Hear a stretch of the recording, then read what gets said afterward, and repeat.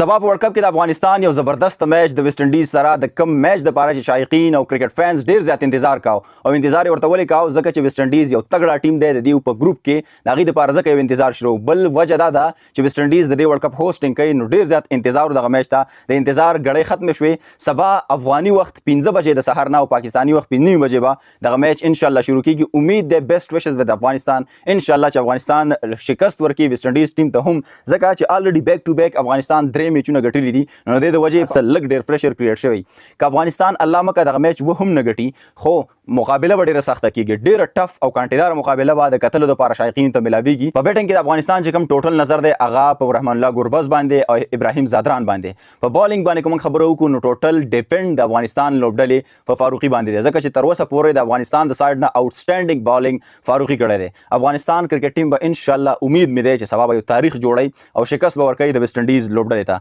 بل طرف ته کمنګه د کپتان راشد خان کپتانی وګورو ماشاءالله ډیر زیات ښکلی تر دا مهال ډیره ښکلې کپتانی کړې ده انشاءالله د اختر تحفه به د افغانستان د لوبډلې نه موږ ته د ویسټ انډیز د شکست په شکل کې میلاویږي او افغانستان به سبانۍ لوبه کې میدان هم په خپل نوم کوي مجیب حوالې سره تاسو ته څنګه پته ده چې هغه انجري دی انفټ دی د هغه په ځای باندې بس زازی کې لاویږي او زازی یو ماشاءالله پاورفل هیټر دی الله دې ورته ودرېږي چې تقریبا د یو